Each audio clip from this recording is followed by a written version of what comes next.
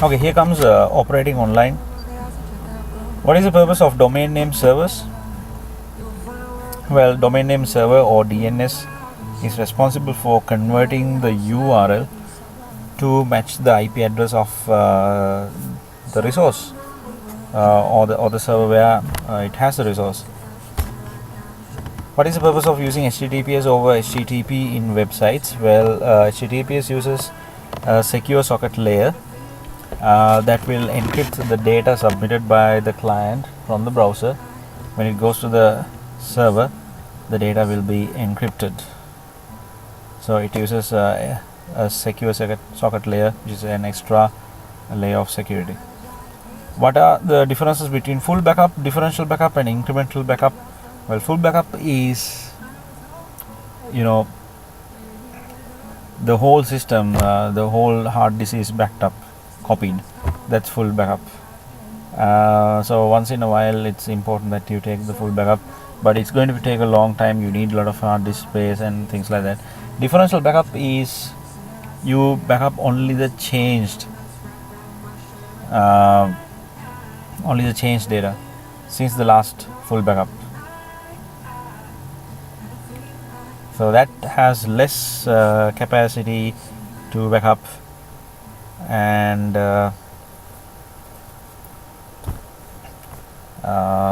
it takes only the changed files since the last full backup.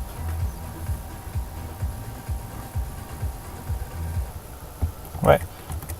So in order to describe the differential backup and incremental backup, which can be a little bit confusing, let me take these two examples that are found in internet. Now this one is differential backup. Now, as the name says, differential backup, it stores only the changed data since the last full backup. Now if the full backup is done on Sunday, this is Monday's changed data. Okay, it says since the last full backup, right? On Tuesday you have Monday's work and the Tuesday's work, because it's the data that were changed since the last full backup on Sunday. When it comes to Wednesday, you will back up all the data changed since the last full backup, that is on Sunday, which means you are going to have work from Monday to Wednesday. And as you can see, when it comes to Friday, you have to back up Monday to Friday work, because last full backup was on Sunday. That is differential backup. Now if you look at the incremental backup, is the changed data that you backup since the last full backup or the last incremental backup. Right, now what does that mean? Now as the name says, incremental backup, it goes in increasing order. That means you are backing them up separately. Now this time it says since the last full backup or the incremental backup. When it comes to Monday, we have backed up the Monday's work, which is the changed data since the last full backup on Sunday. When it comes to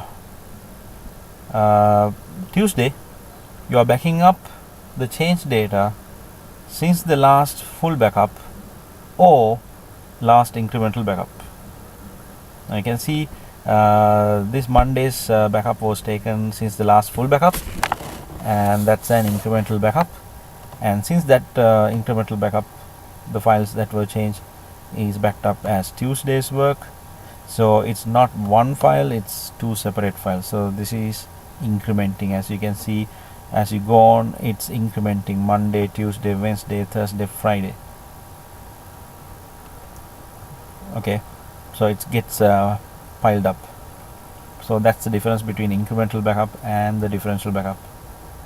Differential backup, it takes all the data that changed since the last full backup, but this one backs up the data that were changed since the last full backup or the last incremental backup. That's why you get these things incrementing or piling up. Okay, so Monday to Tuesday you don't back up as one, you back up as two sets as it increases. So the Tuesday's data is more recent than the Monday's data, and both these are more recent than the Sunday's full backup. Hope it's clear for you. Right, then online third-party payment process like the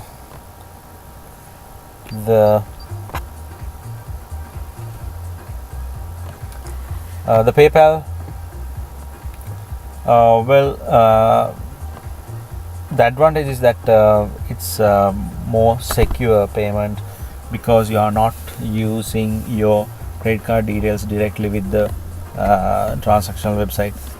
Instead, since these third-party payment processors can be trusted, if they can be trusted, like PayPal, of course, you will be giving your details to them, and they will make the payment on your behalf, right?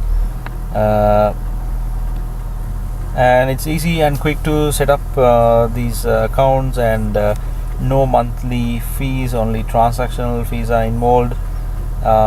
So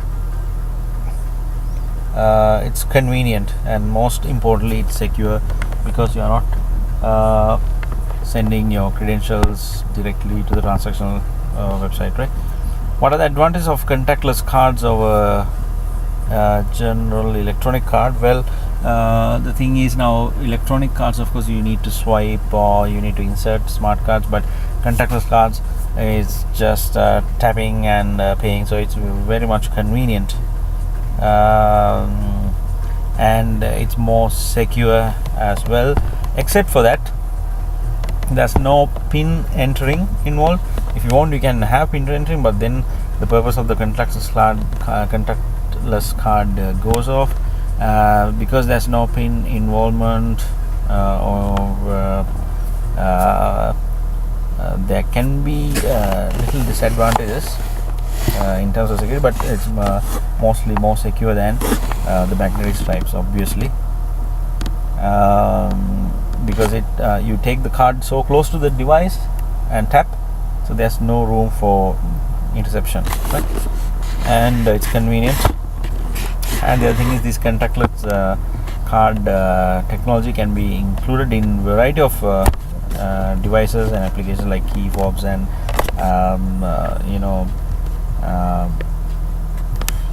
even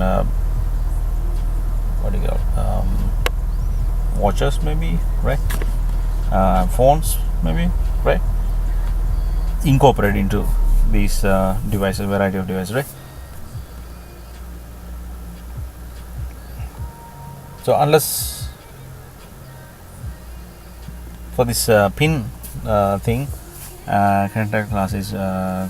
contactless card is quite secure and convenient. When you come, let me come back to the online third-party processor. A disadvantage of, if you look at a disadvantage of online payment processor, would be, high transaction fees and lack of customer service compared to these card process like banks and credit card companies. Right to advantage of NFC over RFID.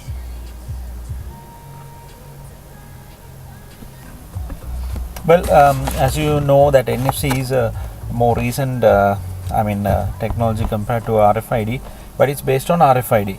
Well, if you look at the advantages, NFC,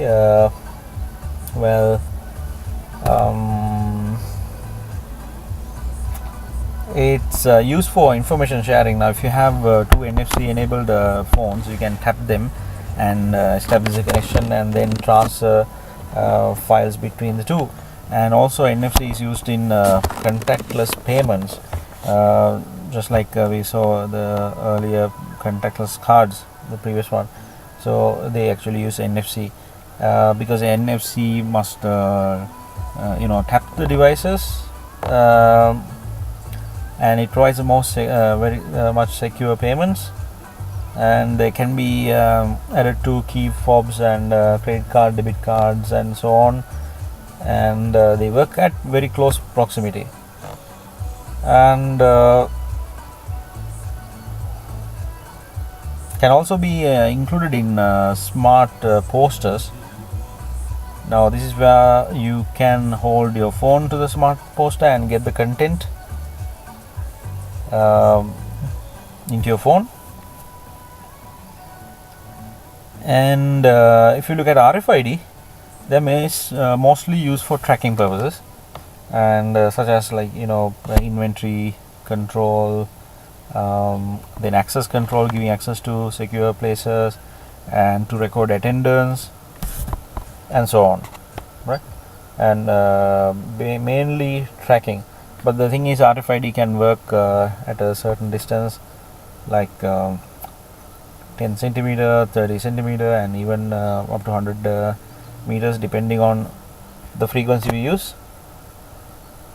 And they're also used for tracking animals, goods,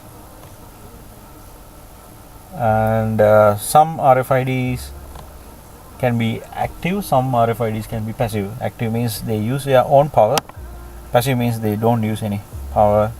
The power is taken by the reader. Okay, but NFC is not like that. NFC is passive. But one of the advantages is that NFC can act as a reader as well as a tag.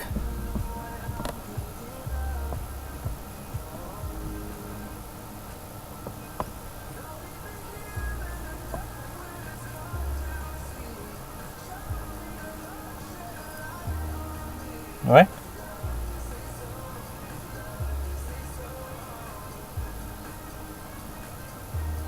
Especially, for example, the phones, NFC can work as both.